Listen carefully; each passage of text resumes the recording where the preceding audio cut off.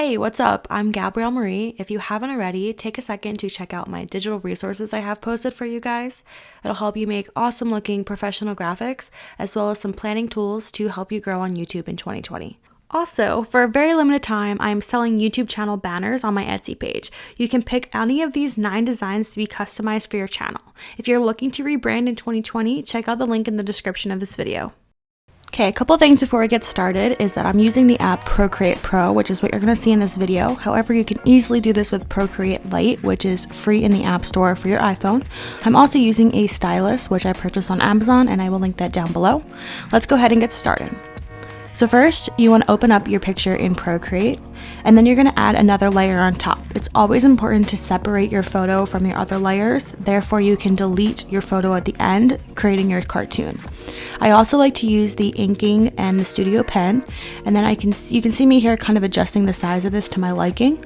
So once I find something that I really like the size of, what I'm going to do first is outline any of the major shapes. So for instance, I'm going to start off with skin. So I'm going to go ahead and just kind of roughly line off the area where my skin is. So you can see me here kind of going around, and I do this for everywhere, my face, my hands, anywhere where your skin is showing, go ahead and do that.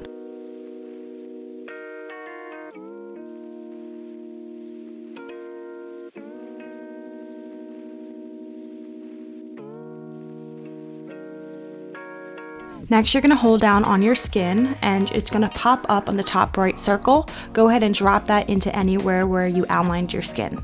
After you've outlined any of the other major shapes, so for instance the camera in this photo, do the same technique and drag and drop the color.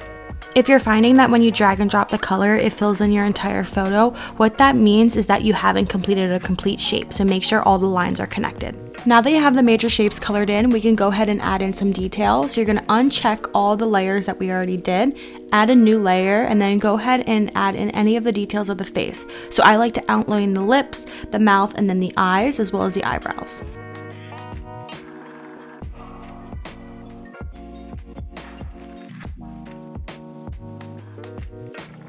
A quick tip for doing eyes is after you've outlined everything, create a new layer and then drag that layer underneath where you outlined. What this allows you to do is actually color it in without going over the lines. So you can see here I'm just getting the dropper, getting that color, and then filling that in. And now I'm using the smudge tool and I'm getting the wet brush and decreasing the opacity, and then you just go ahead and blend those colors together.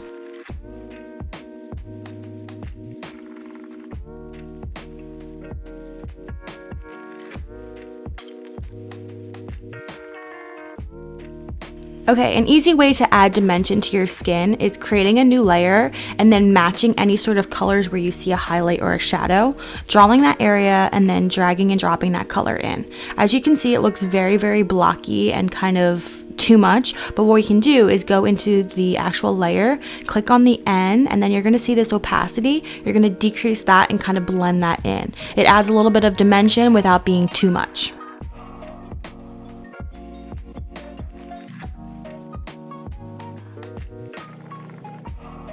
Okay, I'm going to add a new layer and I'm going to add detail to my clothing. So you can see that I added it on top of where I actually filled in the clothing.